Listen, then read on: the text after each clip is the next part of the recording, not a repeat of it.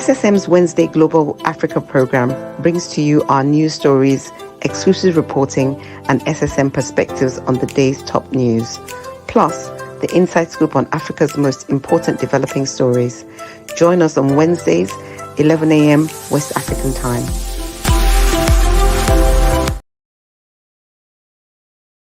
And we are here. It's Wednesday, and it's the 24th of July, 2024. My name is Godwin Iwejuwan, and we're here on our Wednesday Global Update, Global Africa.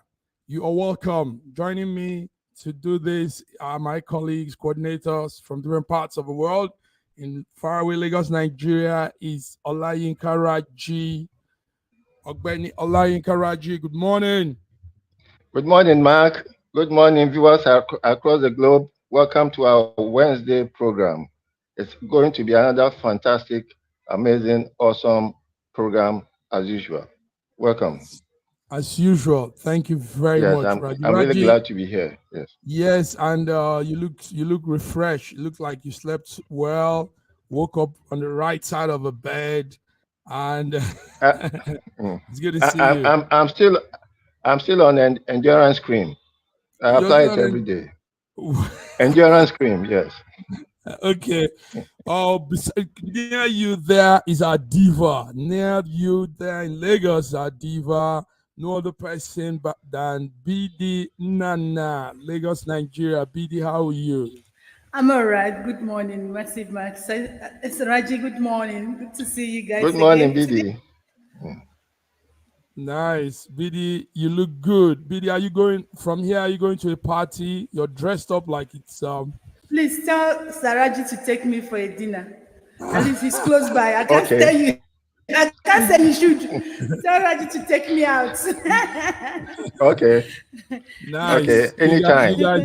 You guys are welcome. A lot is happening around the world as usual. But what we do, like we say, is to make a sense of everything. Sometimes those news flying, you find it hard to understand, confusing global events. But here in SSM, we bring we bring it in a way where uniquely they are put to you, and you can have an understanding of what's happening. Also joining us in Toronto, Canada, is our senior man, Sir George Chukwu. Sir George Chukwu, you're welcome. Good morning. I hope you can hear me. Loud and clear, George. Loud and clear. Oh, wow. BD is with us today. No wonder I'm so well dressed. I was wondering, I wanted to put on something casual. Then something inside of me said, put on something. Special guest is here. The diva is here herself. Well, good morning, viewers from around the world. Olayinka Raji, good morning. Good morning, Sir George. My Godwin. Interestingly, guys, we have the purple background today, and BD's background is purple. George's background is purple. Raji's background, somehow the thing just blend. George is putting on a purple dress, and we planned this. Viewers, we didn't plan this. It's just happening. You're welcome, George. Welcome. Beautiful. On Monday we had the same topic, but because it's still an issue, still very crucial, so we can't do without starting with this. And this is what I call the Dangote refinery saga with the Nigerian government and the NNPC. So we'll start with the guys in Nigeria. BD, to start with. BD, can you make a sense of this whole Dangote story, NNPC? What's happening? What's our beloved Dangote?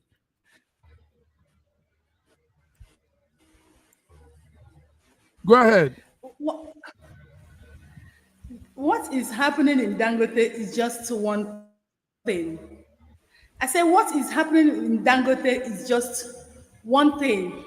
When they say let's fight nepotism, some people feel it's not important. Over the years, Dangote have enjoyed the benefit of being a Nigerian, in quotes, because of Dangote, a lot of businesses has gone down. A lot of products has been labeled not good enough for the society. just for Dangote company or product to drive. And he has looked over the nepotism that has been happening in Nigeria. Just said yesterday, you notice that over the years, we have enjoyed a presidency from the north. Even when Jonathan was there, they didn't really give him that free hand to make decisions or make policies based on what he wants. They kind of, choked him. Now, a different man is there. So he wants things to be done the way it should be done. Dangote is not crying. They've said that his product is substandard. You know what Dangote wanted? Dangote wants to monopolize the oil because the major people that are actually fighting him now is the marketers, the petroleum marketers. They're the major people who are fighting because they don't want him to come in and monopolize the oil sector the way he has monopolized the cement, the sugar, the rice, the flour. So they don't want him to bring that same energy in petroleum sector. If you remember when this president assumed office, he gave out petroleum license to about other 6 marketers because he wants it to be free. He wants other people to come. He doesn't want NNPC to monopolize it the way they've been monopolizing it since. So Dangote is no longer having his way. That's why you see him crying like a baby. Crying, that's just the truth. That's just what is happening. He's no longer having it the way he used to have it. Now, another angle of it is that he said, Nigerians has been, they were just saying that, if Dangote starts selling, that fuel price will reduce. But I want to tell Nigerians that fuel price is not reducing because it is business. We used to think that Lagos State gave Dangote a free land, but Dangote had just told us that he paid for that land. He paid $100 million. Do you understand? He paid it to Lagos State government. So he's coming into business, pure business. And that is what Nigerians have noticed, that this is business, is not for Nigerians. So that's just what Dangote is crying. He's no longer having his way the way he used to have it. That's just it. He's no longer having it the way he used to have it. Thank you, PD. PD, you just gave your viewpoints. I know we different viewpoints here. Sir George, but if they say he's monopolizing, he's taking charge of everything. Now, the refinery, Port Harcourt refinery is there, Delta refinery, all of these refineries are there. Why not government fix them and also go into this business tussle with him instead of saying he's monopolizing them? I mean, he's not holding them back to use their refinery and do their thing. God, what are you saying about this whole Dangote saga? When you understand Asiwaju, then you will understand that he is a different type of politician. Asiwaju is not the one that will come and start fighting with you word to word. Asiwaju is the person who comes out, stays behind the closed doors, and then have proxy wars. That's what Asiwaju does. You look at Fubara and Wike, you look at what is happening in the north, in the Kanu Emir fight that is going on. He will never come out openly to say anything, but he sends, makes sure that his stooges are out there fighting his war. So you remember the very first time after he came in, and there was a call out on the loan that that Dangote took, and Dangote was going all over seeking to have an audience with the president, and he dodged him several times, but eventually possibly there's a possibility that they finally met. But what you see here is the advantages that he's enjoyed for so many years, while the oligarchy is actually putting pressure on the government, on Jonathan, on Buhari, to allow this man to be the sole individual that will import certain types of good, with money being given to him aside with the central bank of Nigeria. So now that he's done this, yes, indeed, there is a two-edged sword here that is working against Nigerians who are the ones suffering versus what is really happening in politics and with the businesses. So what you see now is that Dangote thought that he will, I'm just trying to, also echo what BD has been saying, because if you pay attention, a lot of Igbo businesses went down because of Dangote. There were so many Igbo businesses, the Southeast businesses that used to import different goods, rice, sugar, all those things. But when he comes in, cement, as a matter of fact, once he comes in, the government will find a way to manipulate the system and make sure that he is the sole monopoly over that business. But right now, what you are seeing is things are coming up because Asiwaju will not be there and allow that undue advantage to continue to go with him. But you see, what is happening is this. I hate what NNPC is doing because they are part of the whole problem. I think that organization needs to be dissolved. Okay, and there must be a forensic audit done to expose some of the corruption that is with the NNPC. It needs to be done. We have ignored them for so long. They have manipulated the situation too long. We need to also tackle that particular institution. So what we're seeing also now is they are trying to manipulate what is happening with Dangote refinery. It cannot be monopoly.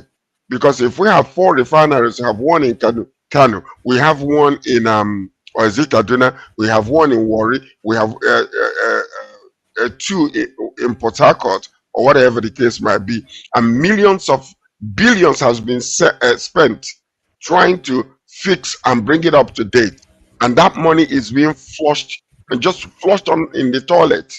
So we can say that Dangote is trying to muscle himself to be the only person selling oil in Nigeria. We cannot say that because it is the government fault who needs to bring this, these refineries to start functioning in order that the people, the populace, yes, will have an advantage when there is competition among them. Prices of crude will come down. What they're doing to him right now is trying to lower the number of barrels that are given to him. As a result, he will have to go outside and import some of the cheaper type of petroleum, products, which is not burning light, and they have to be refined and reprocessed several times in order to come to that type of quality that we need. So that's what we're seeing. Let me allow others to talk about this. Thank you, George. You said on both sides, so probably you're not even staying on one side, but that's good. No, I'm not staying because you have to be balanced in your views. Okay, but before we go on, let's bring in our man. His op-ed is moving around this morning, and that's Sorosoke Conveyor, Better Niger man, Femi. Okay, you're welcome to Friday, Wednesday, Global Africa. I think today must be a special day for Femi to show us for us look, today. He's putting on a purple dress too, almost like a purple dress. Can you imagine this? What's happening today? Okay, Femi, we should see you. But before you talk, let's hear from our big man, Yinka Raji. Raji, 2 allegations have two leads have been opened. Number 1 is from Dangote. He said NNPC has a refinery in Malta. He said there is a refinery. Some guys are running in Malta, bringing in cheap crude oil, cheap petroleum, refined petrol. Now, this morning, the NNPC director, the man Malik Kiari, said Dangote should pinpoint those names that are behind that Malta European refinery. So what are all these? What are all these leads blowing up? What's happening? Nigeria, NNPC, and Dangote. My people will tell you that the body they buried, they didn't cover it well. Its tools are sticking out of the burial ground. There have been so many dirty deals, Like Sir George said, I'll go first with the NNPC. I think NNPC should have been dissolved a long time ago. For more than 12 years now, NNPC has not produced a single drop of fuel, refined fuel. But billions have been spent on turnaround maintenance, on salaries, on people who have been going on courses and not doing anything other than to go to work, open files, go on courses, and spend money. Billions have been spent on NNPC assets. I think eventually there should be a very serious forensic audit of all the processes that have happened in NNPC, especially on the sales of crude, the receivables from the crude, the 450,000 barrels of crude that were reserved for local refinery, what has been happening to it, and how did they go about their DP, direct sale, direct purchase arrangement. Then coming to Dangote, Dangote have enjoyed too much government palliatives. In fact, Dangote has been enjoying what the whole country should be enjoying in course of business. He has been made a monopolist in cement. He has been made a monopoly in flour, in all this salt and everything, sugar. People are crying. Why must it only be Dangote? And now he has gone into oil and gas. And instead of going there slowly, he has gone in there to start a single stream, 650,000 barrels per day refinery, biggest in the world. A very, very controversial process of refining fuel, because you have to have the whole system, not less than 500,000 barrels of crude to start that. You have to have it constantly. And you can't do a mixed max. And to think that you could start that refinery without a sure source of supply from, say, from NNPC or something, it baffles me as a businessman. I don't think that process was well thought out. If I were to do it, I'd have gone with something like something that I can break down into processes, so that in case I don't have the total volume of crude that I require, I can start with something smaller and gradually upgrade. He has given too much monopoly, and it is good that this thing has come out. Yes, Dangote did not come to help the country with our fuel problem. No, he came with his own business, and even though the government has involved itself in it, have spent a lot of money, has given so much concessions, special exchange rate, special access to dollars for him to be able to start this process. He doesn't have the interest of the country. Okay, Raji. Somebody sees otherwise. Femi Oke in his op-ed said, Nigeria needs people like Dangote. He says Rockefeller, Buffett, Elon Musk. These are the kind of people that will make our country's economy rise to the top. Femi. So what happened to Rockefeller? Yes, he's comparing those kind of people having access to business in Nigeria and helping the economy grow. Femi, is that not so? What was that? Yeah. So let's fact check once and for all. We've just heard here our great brother saying that Dangote is a monopoly in cement in Nigeria. That's a false statement in itself. I don't know why people say these things. We have Bua Cement, that's another company. Lafarge Cement. We have Ibeto Cement, United Cement, Ashaka Cement, Niger Cement, Eagle Cement. We should stop this kind of narrative. This bear no resemblance to reality. The point is that Nigeria is a situation where everyone is free to invest in whatever industry they want. Just because one particular person chooses to be a patriot and invest, okay, and he gets preferential treatment, just like the Rockefellers in their days, the Fords in their days, the Elon Musks and all those people, the Mark Zuckerbergs, if you go to even Abramovich and people in other countries, the people in India and so on, government has to support them. You know why? Because they are the backbone of the economy of the nation. The Dangote Group generates 3 times the amount of revenue that the federal government makes. 3 times, where it generates $30 billion of revenue. Okay, Nigerian government doesn't even earn that amount in a year from its own revenues. So when you say that government shouldn't try to help that kind of company, that company is helping the country with employment, with industry and whatnot. And we need to have more of, instead of us condemning, we need to have more Dangotes. That's what we should be asking ourselves. Where are the rest of the Dangotes? Why is it just only Dangote? Is it that our Nigerian entrepreneurial spirit doesn't exist?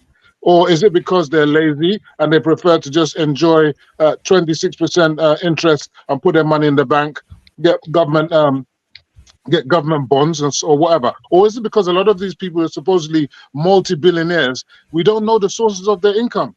And even if we make their income public, they're going to have to be paying taxes. Maybe they don't want to pay those taxes. So we need to ask ourselves, where is the true entrepreneurial spirit in Nigeria? And with regards to NNPC, I've already said it, and I agree with George. Government has no business doing business. You say that we have 4 refineries, okay?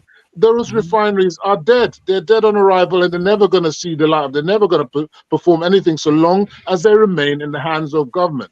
Government needs to dispense with them ASAP. They should sell them and generate revenue. Because if those refineries are functioning just like Dangote conglomerate, they will be contributing to the revenue of the state. In fact, they'll contribute more to the state than the government trying to put money into it. Private sector will put the money in and they will generate revenue and they'll create jobs. So all this idea that government needs to own stuff, it's beyond me. That's the only, what they should do is create separate companies that will create the so-called competition. Because if you have just NNPC and Dangote, that's a duopoly. It's the same thing as a monopoly. There's no difference.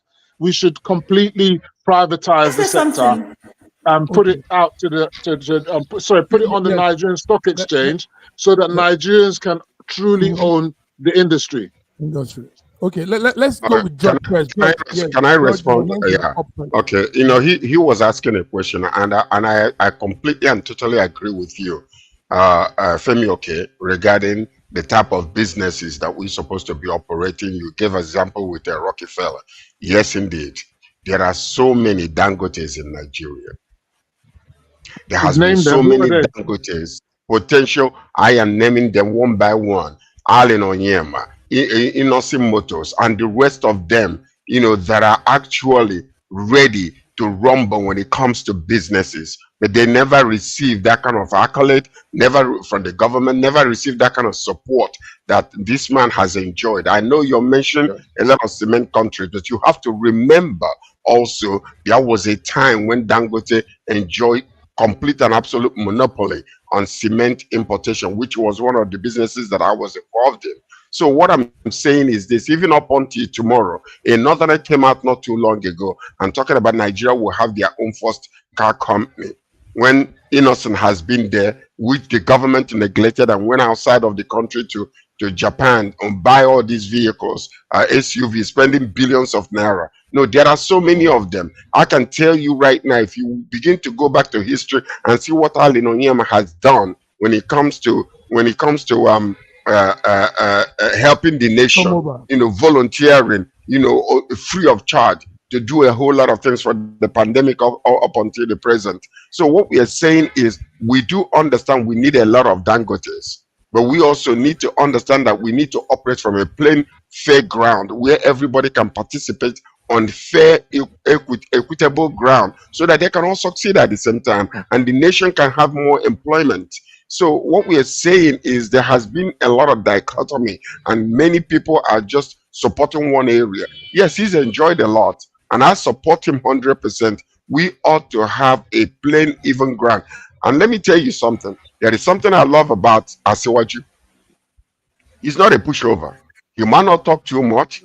He might not be the best orator in the whole world, but I can tell you something. He is trying to balance the equation between the North and the South.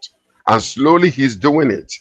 As much as there is much pressure on him, which started right after the war, because a group of small percentage of 3%ers in the nation have controlled the economy and the welfare of our nation. But now, for the very first time, there is a man with a political ball that can equalize and make sure that it's a playing ground for all. So that's one of the things we need to do. We go to the south, we go to the west, we go to the east, and we find people like Dangote and help them to become like Dangote and give him the same privileges that he's enjoyed for many years. Okay. You can't go around doing that. Okay. Yeah, go ahead. Femi, I quite agree with you. What you pointed out, they were all correct. But what I want to tell you is this: in Nigeria today, it's only Dangote and no other person. Now, you remember the Ibeto cement you talked about is no longer active. It's no more there. Dangote on his own took Ibeto to court on behalf of Nigerian government. Why did he do that? Have you asked yourself why did he do that? Now, the point I'm saying is this: yes, they said what we perceive is perceived according to the perception of the perceiver. To you, it might not be monopoly, but we, the people in Nigeria, we the people who buy, we know the person that owns the market. Do you understand? And before he came into this market, people were there. And before you know it, those people disappear. It's only Dangote will know. Talk about cement, sugar, rice, flour. It's Dangote. Now, what we're saying is this: Dangote has gotten, they give Dangote loan without any interest in this country. They give him waiver to import everything.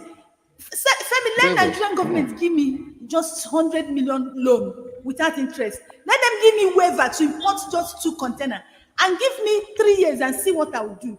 See, Nigerian government should give a level playing ground for every business owner. But it's not like that in Dangote own. So what do you call that? It better still exists. I just want to buttress what Bidia just said. All those cement companies that Femi was mentioning, almost all of them are dead. Now even Boa has to struggle. Boa has to struggle to stay in business because Dangote took them to court even on sugar. Dangote did all he could do to market them. Now let me go back to Rockefeller that Femi mentioned. When Rockefeller started with Standard Oil, he did not get any government palliatives or any government waivers. When it became too much of a monopoly, Standard Oil was broken down into Chevron, into Mobil, into all these most of these other companies, oil companies that you now see. So you can't just throw words into the air and just go in the Rockefeller. What government support has Elon Musk gotten? Elon Musk has not gotten any government support. Yes, he has got government patronage right now. He's getting government patronage. Let me go ahead. Yeah, go ahead. I wanted to say something to your open. Two things. Yeah. Now we're saying that Dangote has been having some preferential treatment, but guys, take note that it is NNPC is a government-owned establishment, and now they are at loggerheads with both of them with themselves. So that means that that preferential treatment is no more there. In fact, they are both opening up leads that we didn't know. NNPC said Dangote's oil are not refined enough; they are low standard. And Dangote is saying NNPC has an European refinery center run by some people in the group. So that means Mark, it's not a friendly thing again. Mark, so let me just interject them. All this overall fight is just for them to be able to impress public opinion. NNPC has a lot to answer for, so much, and like Sir George has said, they have to undergo serious forensic audit. Yes. Now, as for the mortar concern, I just read that the mortar concession belongs to Wale Tinubu and his group. So I don't see where NNPC came to be part of that. And it really is all allegations. So until we find the truth, but let me just throwing allegations around. Let me just go to the point. The thing is, NNPC it needs complete overhaul. Just like how President Tinubu got rid of MFLA, I think it's time to get rid of Kiari. I think his time is up. Kiari, to me, should be pushing NNPC to become a PLC. He hasn't done that, and he keeps on promising us that, they're going to be producing petroleum. They're going to be in December 2023, then January 23, then April 24, 24, January 24, and so on and so on. He has failed. And for me, on that basis alone, he needs to be removed. You understand? You saw the head of the Secret Service in America. When they fail, they put their heads on the sword and they get out of the place. Kiari needs to go. If he's not making NNPCL a PLC, he needs to go. NNPC needs to be broken up, and that's what they did to Rockefeller. When it became too big, the federal government of America broke it up, Standard, and all those things, and that's why you have ExxonMobil and all those other companies. They came from one company that was owned by Rockefeller. And to say that he didn't have preferential treatment, he definitely did. He owned basically the government. Thank you, Femi. Yes, your volume has ceased. There. So anyway, guys, we'll be back. Viewers, you are tuning. You see, it's hot today. Today is truly News Echoes Global Africa, because we'll be giving some real strong African updates. So stay tuned. Don't touch that dial. We'll be back. Nigeria, we hail thee, our own dear native land. Though tribe and tongue may differ, in brotherhood we stand. Nigerian soul are proud to serve our sovereign motherland.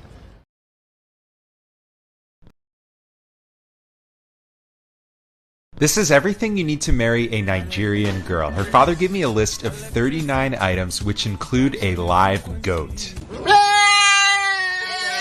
The first place I went was the bulk food market to gather the yam, palm oil, baskets of fruit, and dried fish known as eja osun. And it's not just one yam or liter of palm oil. I am buying large quantities. It was pouring rain and I rented boots to make it through the mud, but it is worth it to marry my beautiful bride. In Nigeria, they practice dowry for marriage, paid to the family. In the Yoruba culture, each item is symbolic and not really a payment to the family, but rather proving your worth to marry her. And prove it I did by next heading to the goat market, where I spoke with a house of men to find the meatiest goat. This is the one I picked, and surprisingly, the goat at only $40 is one of the cheapest items on the list. This can't be done in one day, so after the rain cleared, I went to Mushin Main Market to find the kola nut, both bitter and regular, the alligator pepper, the adun, which specifically said I needed to buy plenty, and bottle of raw honey, which symbolizes that our marriage will be sweet. Next, I had to gather biscuits, bulk packs of different drinks, wine, and semen schnapps, as well as a suitcase full of new clothes for my fiance to prove I can provide for her in the marriage. And lastly, the marriage Bible, as God will always come first. It is possible to pay someone to buy these items, but for me, I wanted the experience myself. Finally, we brought all these items to the family home for the wedding day. It is not easy to marry a Yoruba girl, but my bride is strong, smart, loving, beautiful, and completely worth it.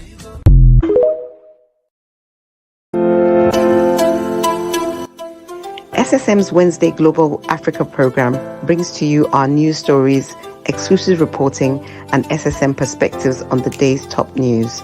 Plus, the inside scoop on Africa's most important developing stories. Join us on Wednesdays, 11 a.m. West African time.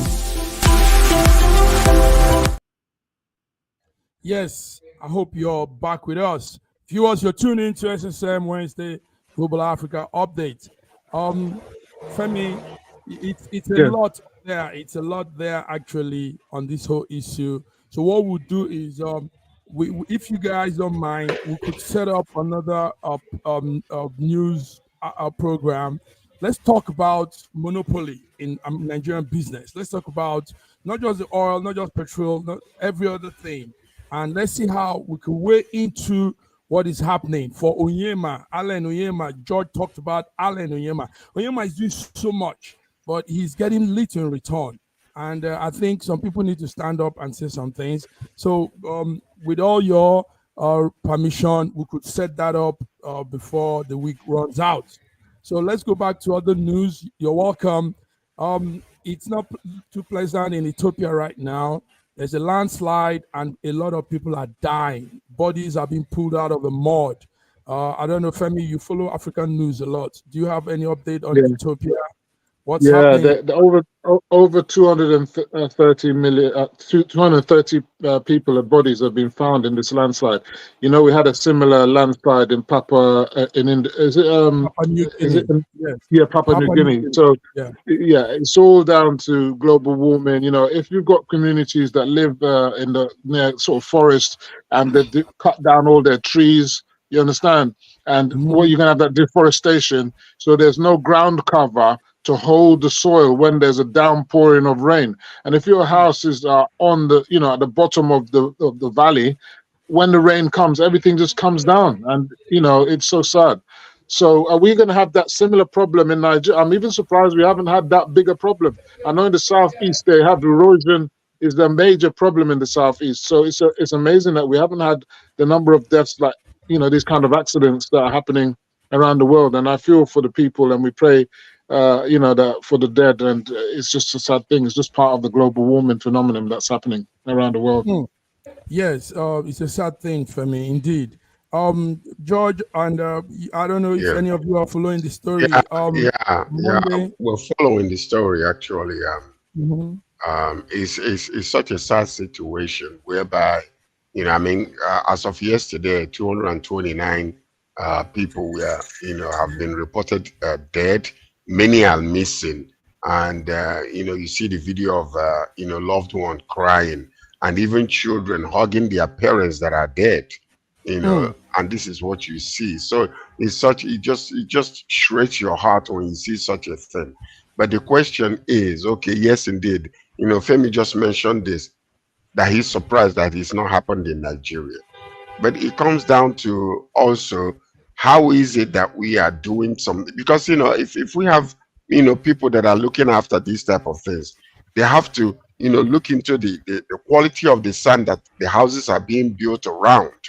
Just the same way when you come close to the sea, you can actually determine whether there will be danger if there is tide rises and then swallow up the houses. So these are the things that we really need to look into, you know, to avoid this type of situation that took place, you know, in Ethiopia. And it happened, like you mentioned, it happened in Papua New Guinea. Is it Papua New Guinea? Or okay, thousands of people were dead. So what is it that we are doing? Are we using our money in the right places in order to secure people that are building houses, by ensuring that the places where these houses are being built are safe in case of catastrophic event that is happening like this? So we need to, you know, save people's lives. So my condolences to the people that lost their loved ones, parents and children, and all those type of things. Thank you, George. Viewers, that's it. Landslide that occurred in Ethiopia on Sunday and Monday morning after heavy rain in those remote mountainous area of a place called Gufa zone in Ethiopia. So let's move on, guys. We have a story also. We are putting our satellite in Africa. So there's this story of Mexicans coming into South Africa and running the biggest meth laboratory. That's that hard drug that some people call umili. I don't know what you guys call it. The Igbos call it umili. So there's a story that came out yesterday. Is that the biggest lab in South Africa is run by Mexicans doing this meth business, multi-dollar business there in the remote part of South Africa. Do you guys have the story? So how we're looking at it is the white man comes to our land, to Africa, pollute our land, bring hard drugs, kill our people with these drugs, and they turn around to tell us Africa is, you know, they give us all kind of names. Femi, no, I don't think so. I totally disagree with you. Yes, I disagree. I don't think so. Totally disagree with you. In actuality, See, they said Mexican and South African. I will not. There's this saying that said that it is the rats in the house that told the rats outside that there's fish at home. Okay. Do you understand? Eziokwu. So they could have done that thing man. comfortably without. They could have done that, set up the lab and running it for years without the help of South Africa, without the help of Africans. Do you understand? So it's high time we stop this shifting blame and take responsibility of our aid actions, because the Mexican, they have their own country, and we know what we know what they are known for. They are known for this. Now you brought them to South Africa so that you can make your own money out of your people. We know what these Mets have done to our people over the years, and you're doing that. So that your statement, I didn't buy into that. Okay, so you are saying. But anyway, let me just come in right here before you hit that. Okay, we have Gonzalez George, 51, Gutierrez Lopez. Okay, we also have 43 years old Simfue Kamula. This person is from South Africa. Okay, and also we have Frederick Bothard. They're from Africa too. Both single one of them that we arrested, it was a combination of Mexicans and South Africans. But let me tell you the bigger business that is really going on. Most of this meth is not being consumed. They are not being consumed in Africa. They are being shipped outside of Africa. It was a safe zone, a place where they can easily put it together. And then you have the business of transporting it out of Africa into other countries like America, like different parts of the world. Youths are using this. That's what they call it. Because yes. So they're using it outside. A few of them that actually, made his way back to Nigeria, destroyed a lot of lives. You see a businessman that is doing so well, all of a sudden he becomes like an entity, walking on the streets and all that kind of stuff. So, but anyway, my concern is our people. I don't care if they bring it to the West and destroy. I mean, Africa, South Africa, Femi, you know this. South Africa is plagued by drug addicts. Nigeria now is facing it. Southeast Nigeria, the crystal meth is now the in thing. Everybody's taking. Some people are taking it, trying to sleep with their mothers, their sisters, and all kind of crazy, bizarre things happening because of Murumiri, and it's coming from this lab in South Africa. Femi. Well, you know that the Americans say that it's the Chinese, that most of these meth is coming from China. So, and it's a scourge in America. It's really a big problem. So many people have died, hundreds of thousands of people dying every year from meth overdose. And South Africa is, we complain in Nigeria about our economy, but if you look at youth unemployment in South Africa, it is massive. It is really more, I think it's even worse than Nigeria. And therefore, when you've got unemployment, people have got nothing to do. Unfortunately, drugs tends to thrive in those kind of communities. And that's what's happening. So apart from them doing it for export, they're now using it to destroy their own communities. And we're having it in the north, codeine, addiction, and all these kind of things, methadone and all that. It's all crazy, So if the kids are not doing anything constructive with themselves, and we're saying we can't feed ourselves, there's so many things, we're not producing anything, we're importing. That's why we've got so much inflation. When we start producing locally, we might be engaging all these youth. We might begin to turn around our economy. So it's down to the private sector. I'm just saying it, the entrepreneurs like the Dangotes, the Innocents, and all the others, to start producing in Nigeria. Have faith in the country, despite all the problems. There will be setbacks, but you have to stick the course. That's why I have, I value the Dangotes, because even though you might think he had all these favorable times, he would have had so much hurdles to overcome, and he stuck the course. People need to stick the course in Nigeria for Nigeria to succeed. Okay, thank you. Yes, you don't want to go too deep because it becomes a little bit passionate about it. All right, yes, you want to say something, Raji? Yeah, the South African situation is quite pathetic, because since they are independent, since the ANC came in, probably in 1994. I would have thought that they would have started some kind of vocational training for most of the men who were unemployed. or unemployable.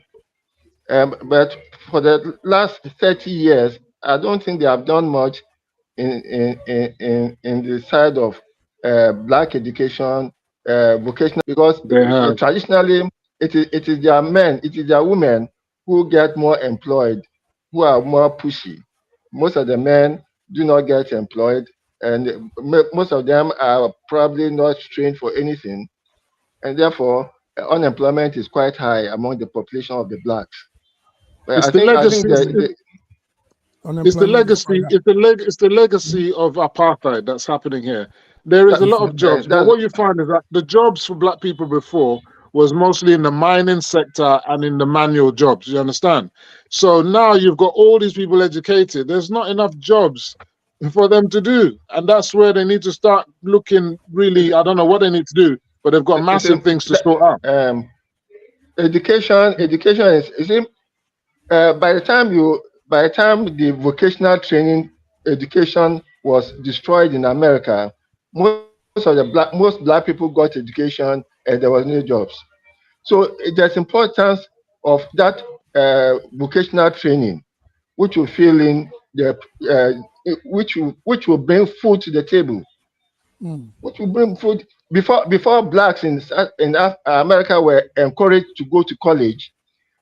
There was always a man in the house who brought food to the table because he was involved in trade, in vocational jobs. But most Americans have gone to get a degree. You are not looking out for a job. How many black psychologists can the country employ when you have so many sociologists and psychologists among the blacks? But auto worker, not the same situation in Nigeria. All right, guys. Yes, let's move on. Sorry, no. Before we move on, sorry. Let me just mention something. We had a meeting at Rotary, and what we discovered was that there's a serious death for apprenticeships. There's no apprenticeship anymore in this country, and if you don't have apprentices, you are not going to have people who are going to take over the masons, the tilers, the electricians, the motor mechanics. Yes, we have a serious. It is across the whole Africa. And why is this so? I quite agree with you. I was speaking with someone yesterday, he's an engineer.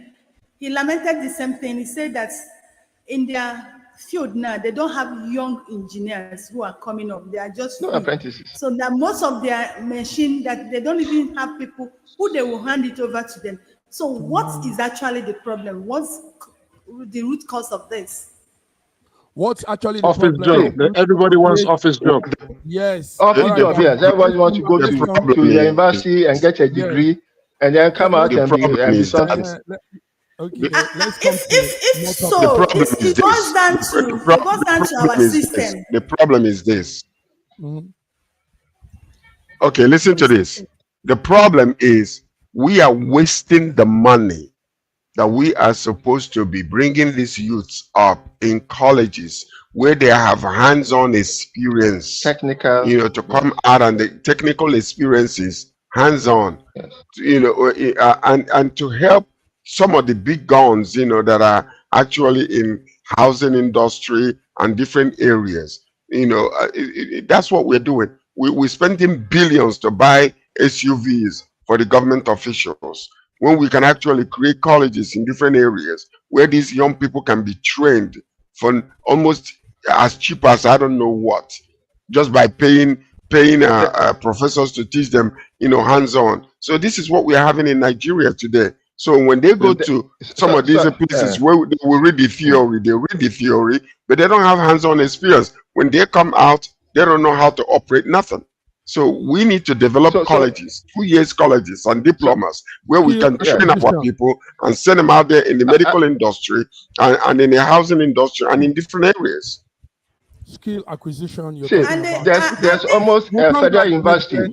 There's almost a federal university in every local government. Federal university, and there's no technical colleges in all these places. What industry are all these university graduates going to feed? And another thing I look at is inclusiveness. See, in abroad, a driver is respected and he or she is doing her work or his work with respect and joy. But a driver in Nigeria is seen as nobody. In abroad, now you've got it. A mechanic is doing his or her job with dignity and they respect. Do you understand? But here, there is this class thing and differences. Yes. So everybody wants to be at a particular place. People are not respected in their different field. Wow. I think it has a lot to. Thank you. Do you know the reason? Let's go one more topic before we go. Let's go back. Okay.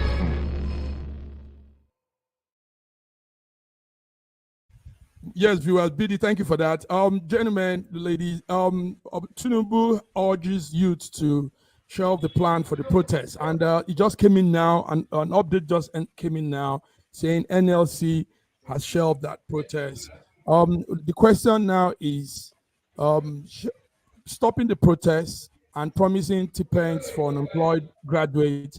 Does it put an end to our situation, our economic situation? Femi, they just scrapped the NLC, Nigerian Labour Congress, just seconds ago, said they are scrapping the protest. But does this end what we want? So this is the thing. Is it the NLC that is actually organizing the protest? I thought they weren't part of the protest. I thought they are faceless people doing the protest. We don't know who they are. There's an organic generation of people just protesting like it was during the NSARS. This is all fake news. The people that are protesting know themselves. Their organizers know themselves, and they're the usual suspects, although I'm not going to mention any names here. They know themselves. They're doing it surreptitiously. They're doing it underground, all as a groundwork move to show opposition to government.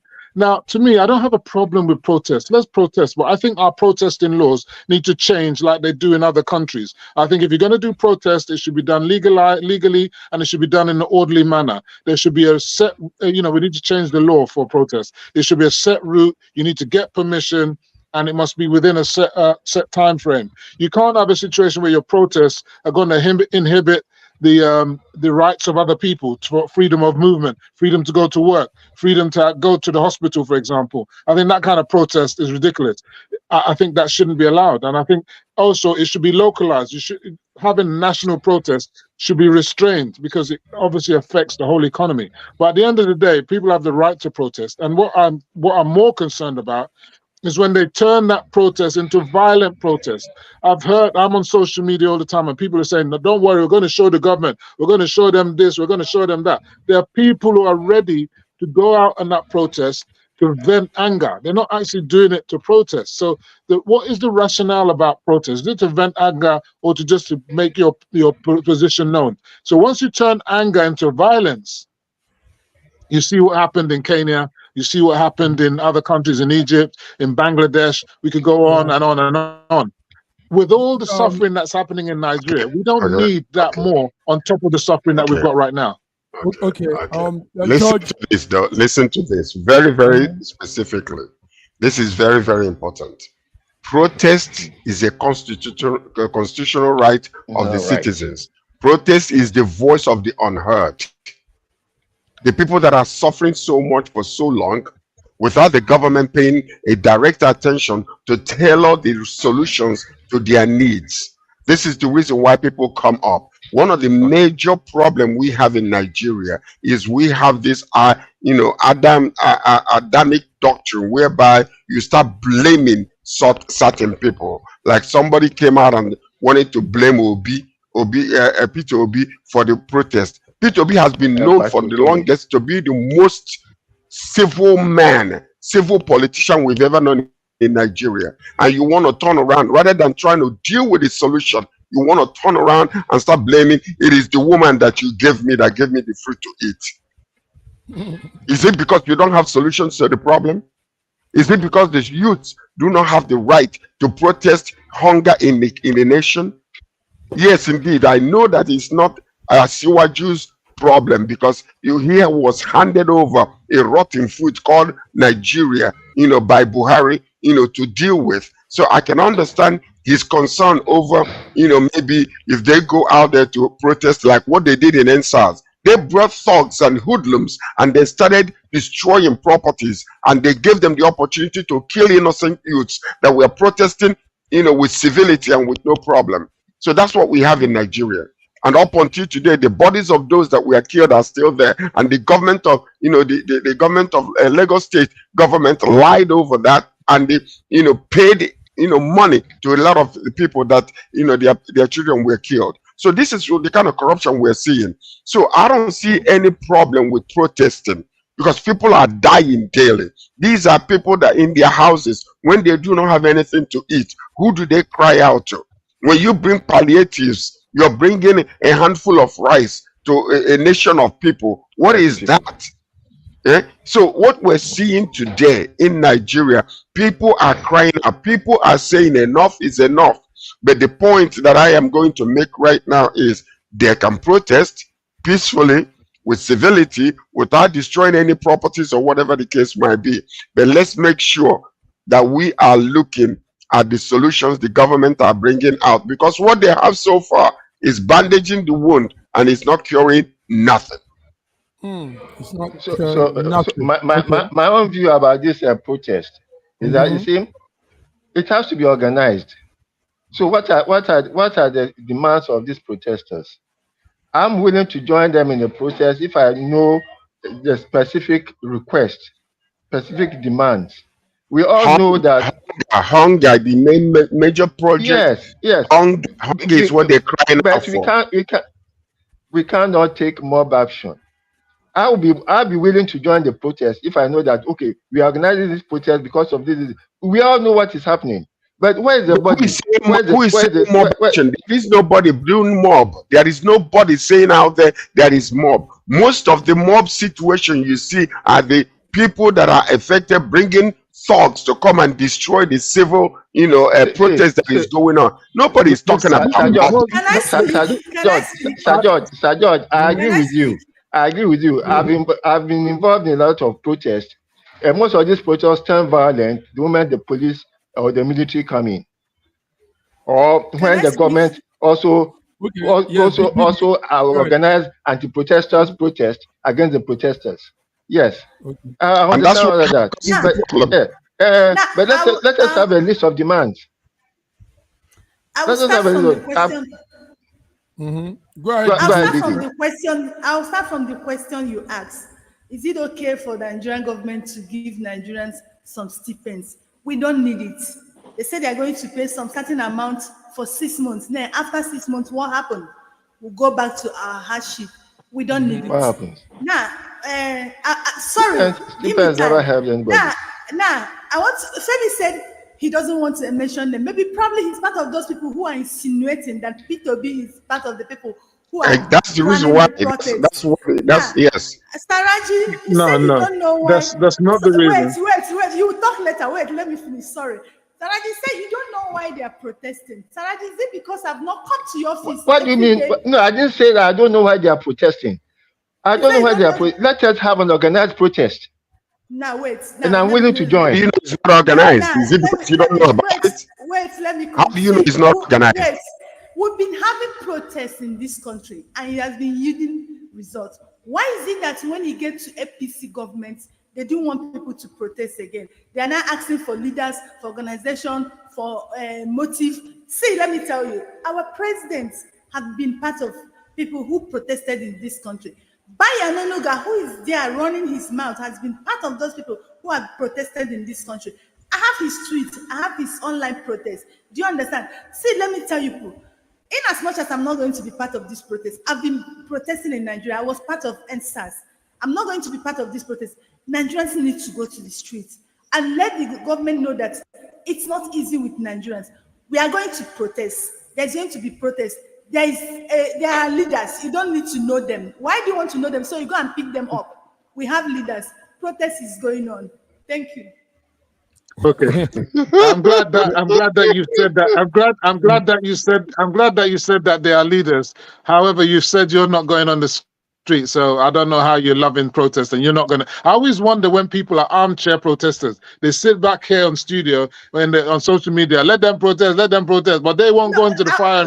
We don't all have to protest. We will not go have into to the be front line. on the field. They will not go into the front line. We don't all have to be on the field. The reason why I'm not mentioning names. We don't all have to be on the field. Let me finish.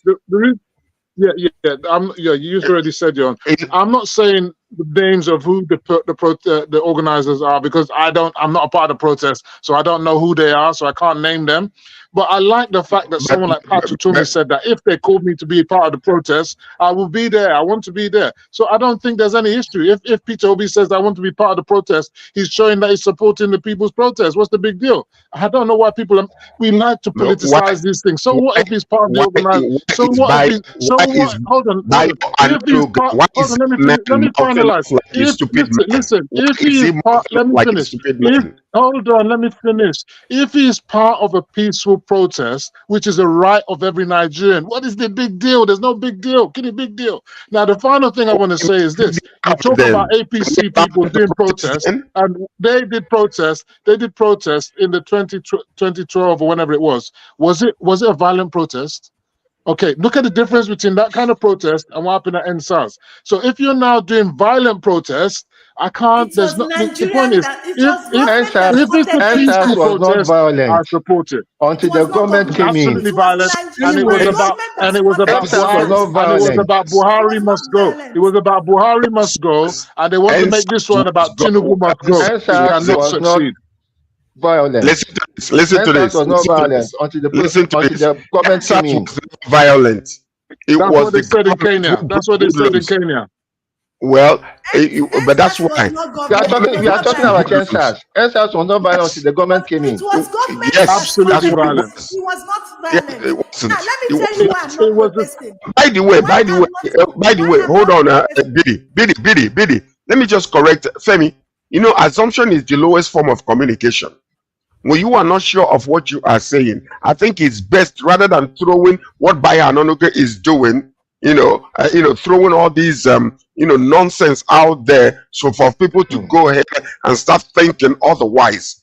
Why not they look for solution? Bayo Anunoke has become a nuisance. There shouldn't be any solution. I support the right for people to protest, and I've said it here all along. And I don't see what the big deal is. If I'm an organizer in a protest, what's the big deal? Is he turning the blame on somebody else? Why is he turning the blame on somebody else? I'm not blaming anyone. I didn't mention anyone's name. I didn't mention anyone's name. Government is just being disingenuous. Why is Nigerian government afraid of protests? Why they protested? Now let me tell you. The only violence is what they're afraid of. Violence is what they're afraid of. Nothing more. Government that always scuttled it. And why I'm not protesting is because I'm an Igbo woman, and they will arrest me. Even if they don't arrest me, Femi will come and kidnap me from that protest. I'm coming to see you. I'm coming to arrest you. I'm coming to arrest you. Listen, it's not Nigeria that is planning a protest. There's an African conscious movement going on. It's happening in Uganda. It's also going to happen it's happening in Kenya. It's also going to happen in Uganda. And we see that they keep cracking down on all the opposition of such protests. We have the Ugandan president warning on Saturday the organizers of the planned march they are planning to have. They called it playing with fire, and they will still go ahead and do it. But Wine has been arrested. Godwin, in the UK, they gave them 5 years sentence for protesting. All right. So the idea that you can have unlimited protests and do whatever you like is completely false. You understand? So we need to look really at what protesting is meant to be and the purpose of protest. So at the end of the day, let them protest. I haven't got anything against that. But why are we not talking about Kamala Harris? We never talk about that. What's happening? We'll be talking. I'm happy that she's going to be the Democratic candidate, So, all those Trump supporters. We know you love. Anyway, talking about Peter Obi, let's round up with him. let's round up with this. Too much. Let's round up with this. Yeah, I like gentlemen. 5 minutes. Yes. Peter Obi also highlighted that Nigeria economic woe is going down and down, is on the decline fast. And but the thing is this, Femi, we don't even need Peter Obi or anybody to tell us what's happening in Nigeria. There's a problem in Nigeria. Nigeria is going through a real dire situation economically. And if people want to express themselves and react with protest, I think the federal government should just let them be. Telling them he will give them some stipends, like the president has said, urging them not to go out to protest. I think that adds to the sinister plan of the government, like BD and George. Well, listen. Can I say something here? No. I think what the government is doing, what Asiwaju is doing, is a real diplomatic move.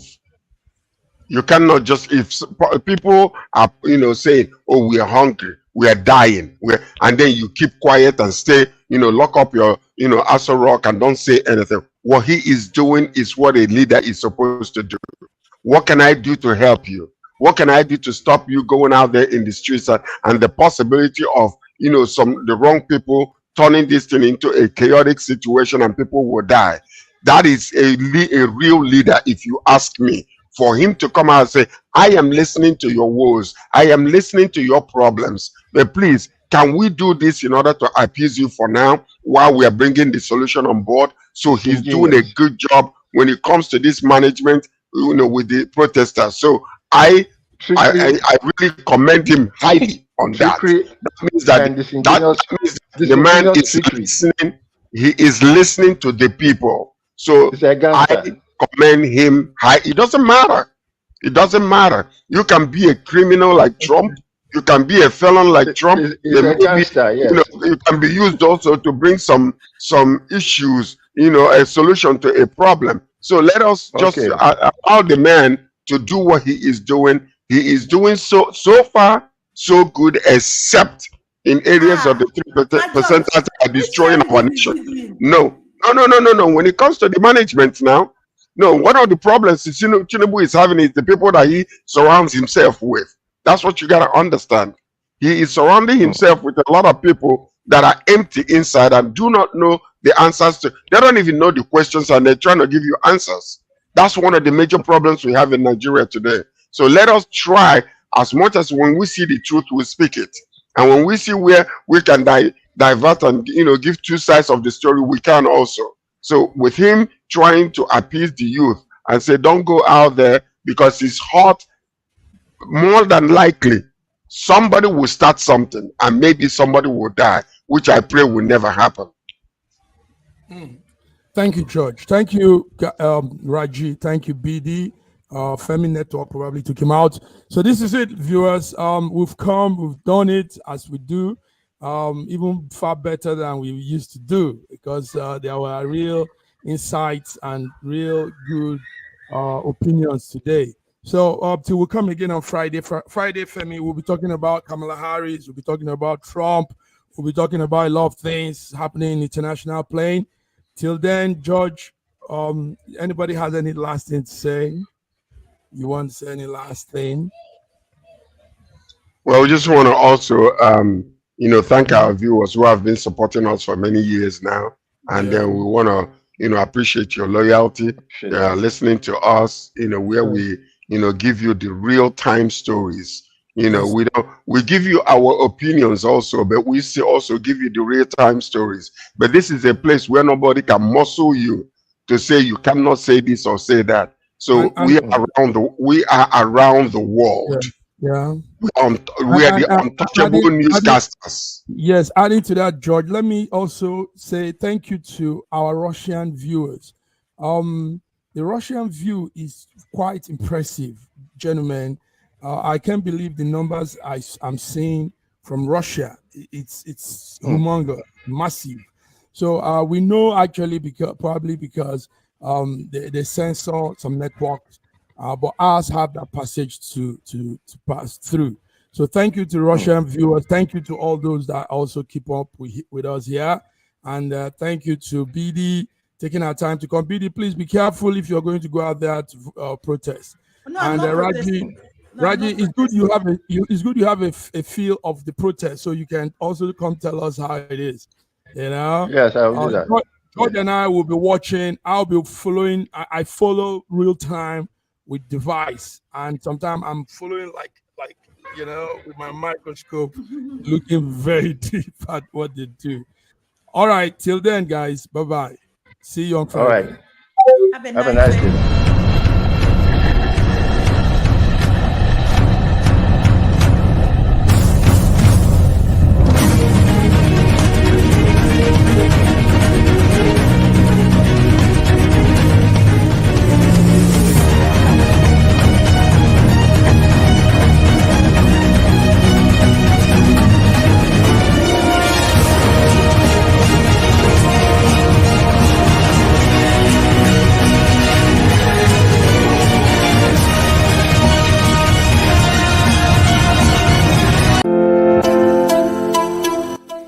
SSM's Wednesday Global Africa program brings to you our news stories, exclusive reporting, and SSM perspectives on the day's top news.